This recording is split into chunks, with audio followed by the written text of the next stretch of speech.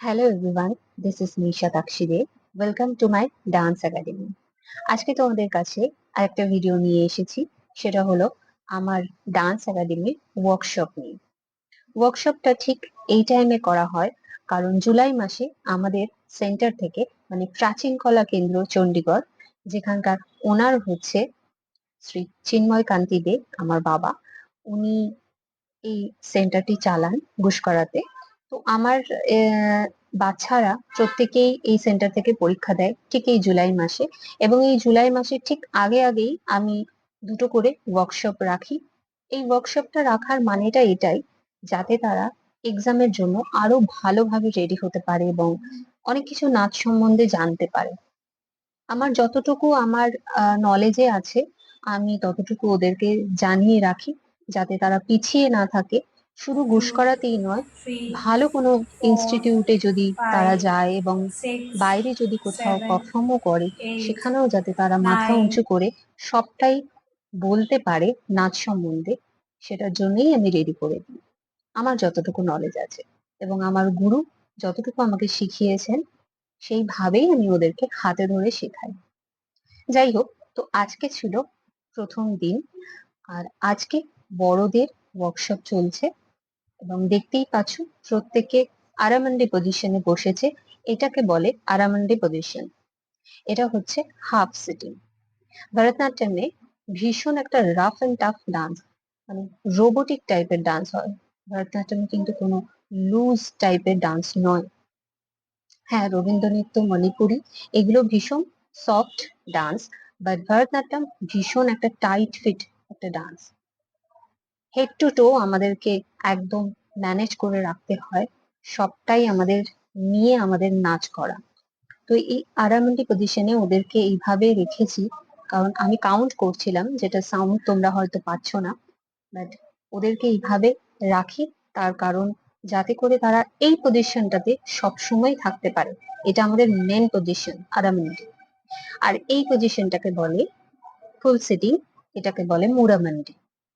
আমাদের কখনো ডান্সের ক্ষেত্রে এইভাবেও বসতে হয়, এবং স্টিল এইভাবে বসাটাকে আমি এই জন্যই রেখেছি, কাউন্ট আমি করছি, তোমরা হয়তো শুনতে পাবে না।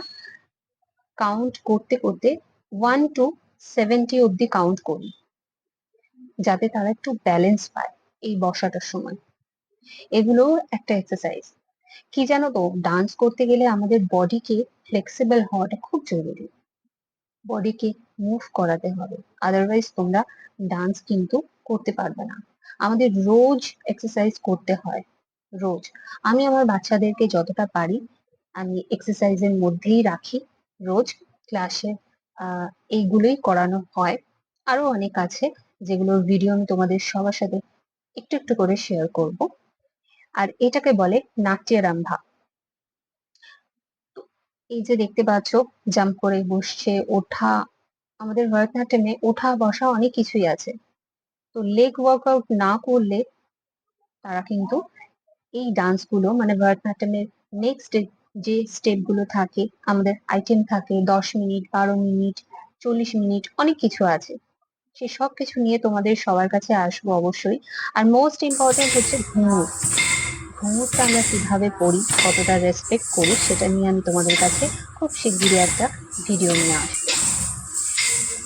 যাই হোক, তো ওরা তালগুলো প্র্যাকটিস করছে এবং আমি ওদেরকে যতটা পারছি রেডি করানোর চেষ্টা করছি, যাতে করে ওরা ভালো করে এক্সাম দিতে পারে।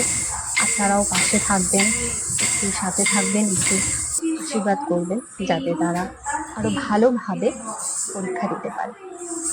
ওদেরকে একটু একটু করে দেখিয়ে দিতে হয় যে কোথায় কি ভুল হচ্ছে না হচ্ছে, কারণ ভুলগুলো যদি ভুলই থেকে যায় সেটা আর ক্লিয়ার করা সম্ভব হয় না।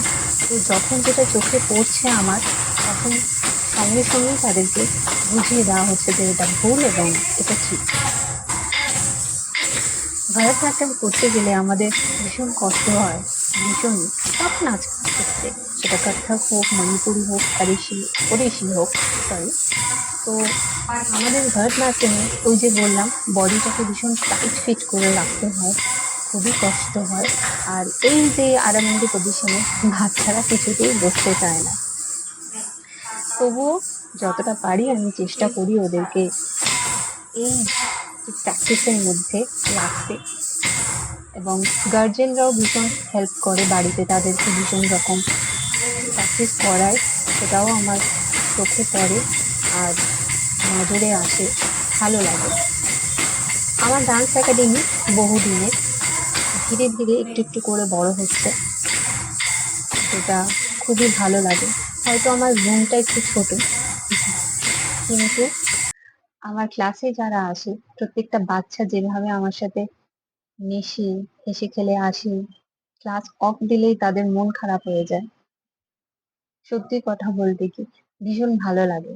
যতটা টাইম এদের সাথে আমি থাকি ভীষণ আনন্দ পাই, ভীষণ রকম। আর এটা আমার একটা ভালো লাগার জিনিস। নাচ আমার কাছে কি, সে সবকিছু নিয়ে তোমাদের কাছে আলাদা করে ভিডিও নিয়ে অবশ্যই আসবো। আচ্ছা, ঘুঙুরটা নিয়ে বলেছিলাম, দেখো ওরাও ঘুঙুরটাকে ঠিক দু হাতে এভাবে নিয়ে প্রণাম করে তারপর সামনেখানে রাখে। এটা হচ্ছে ডিসিপ্লিন। ঘুঙুরটা আমাদের কাছে ভগবানের প্রসাদের মতো, তো ওটাকে আমরা তুচ্ছ তাচ্ছিল্য একদমই করতে পারবো না। যাই হোক, ওরা দেখো এবার হচ্ছে কোয়েশ্চেন অ্যান্সার রাউন্ড। দেখো ওরা কিভাবে কি বলছে। ধিন ধিন থা থা ধিন ধিন থা না তিন তিন তা তে ধিন ধিন ধা মধ্যলয় ধা ছাপ তেরোটা তাল। তেরোটা তালের মাত্রা সংখ্যা 7, তালি 3, 1, 3, 1, 4 ও 6 মাত্রায় এর কোনো ফাঁক নেই। থা দিন তা তে কর্তা অদি ঘেনে থা মধ্যলয়। হ্যাঁ, কোয়েশ্চেন অ্যান্সার রাউন্ড শেষ হওয়ার পর ওদেরকে আরো কিছু, যা আমি জানি, যা কিছু ডান্সের তথ্য আছে, সবকিছুই ওদের সাথে শেয়ার করছিলাম একটু একটু করে। এটাকে এটা বলে, ওটাকে ওটা বলে, কিভাবে কি ডান্সের মধ্যে দাঁড়াতে হয়, এটাকে নাট্যরঙ্গা পোজ বলে। এই জিনিসগুলো অনেকেই জানে না, সেইগুলো ওদেরকেও জানাচ্ছি, এবং তোমরাও জানো। অনেকে হয়তো ডান্সার আছো যারা এগুলো সম্বন্ধে জানো ভালো করে, তাদেরকে কিছু বলার নেই। আর যারা জানেন না বা জানো না, তাদের জন্য এটাই। এটা হচ্ছে সেকেন্ড ডে। এটা হলো বাচ্চাদের PP1, PP2 এবং ফার্স্ট ইয়ারও আছে। ফার্স্ট ইয়ারে রবীন্দ্র নৃত্য অনেকে আছে, প্রত্যেকে মিলিয়ে মিশিয়ে নিয়েছি। আরো অনেকে ছিল যারা যারা আসতে পারেনি, তাদেরকে দেখাতে পারলাম না। নেক্সট ওয়ার্কশপ আর একটা আছে, সেই সময় তাদেরকে একবার দেখাবো অবশ্যই। তো এরাও রেডি হচ্ছে। এরা হচ্ছে সব থেকে ছোটদের মধ্যে সিনিয়র ব্যাচ, এবং কিছু কিছু আছে যারা একদম নিউ অ্যাডমিশন। তো প্রত্যেককেই রেডি করানো হচ্ছে যাতে পরীক্ষা ভালো করে তারা দিতে পারে। এখনো পর্যন্ত অনেকের মাথাতে আছে, আমি এখনো পর্যন্ত শুনি যে ডান্স নিয়ে কি হবে, ডান্স নিয়ে কোনো ফিউচার নেই, ডান্স নিয়ে আগে কোনো কিছুই হবে না, নেচে কি হবে, অনেক রকমের কোয়েশ্চেন থাকে। বাট আমি যে এই লেভেলটাতে আসতে পেরেছি বা করছি বা চেষ্টা করছি, এখনো স্ট্রাগল করছি, এমন নয় যে সেলিব্রিটি হয়ে গেছি, বা এমন নয় যে বিশাল কিছু আমার একাডেমি চলছে, সেরকমও নয়, জাস্ট নর্মাল আছি। তবুও যতটুকু করতে পারছি ভগবানের এবং আমার ভালোবাসার মানুষদের আহ পাশে থেকে আশীর্বাদে সবকিছু মিলিয়ে করতে পারছি, এটাই অনেক। এটা যদি আমি না জানতাম, তাহলে হয়তো আজকের ডেটে আমার মনে হয় না অন্য কিছু আমি অ্যাপ্লাই করতে পারতাম, আমার চাকরির ক্ষেত্রে বলো বা কোনো আরো কোনো প্রফেশনে। তো যতটুকু আমি শিখেছি আমার গুরুর কাছে, আই এম ব্লেসড কি আমি এইটুকু করতে পারছি, এবং আমার বাচ্চাদের মধ্যে সেইটুকু বিলিয়ে দিতে পারছি।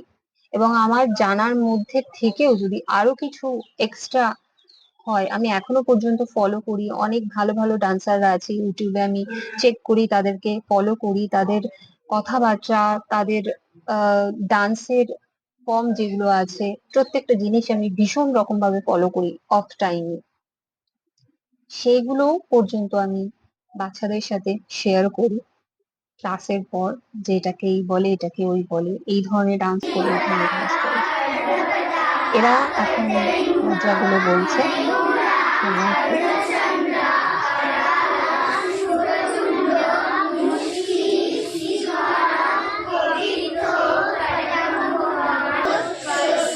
একসাথে বল। পুষ্পফুল, পুষ্পাঙ্গ, পুষ্পাঙ্গ, শিবলিঙ্গ,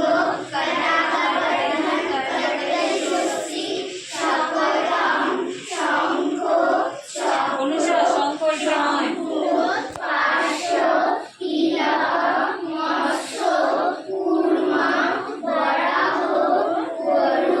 এগুলো একসাথে বলবেন, ঠিক আছে?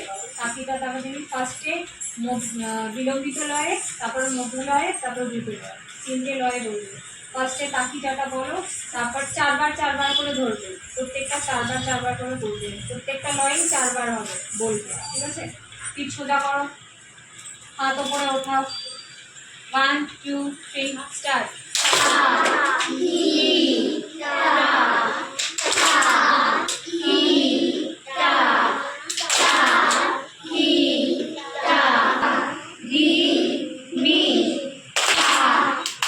তুমি বলো মুখে, বলো মুখে।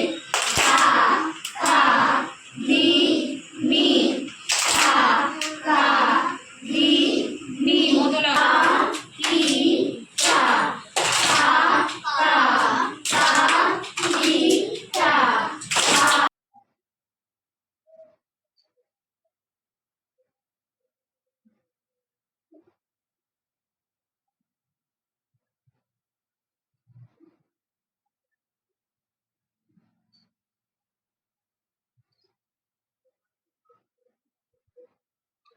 এই ছিল আমার ওয়ার্কশপ।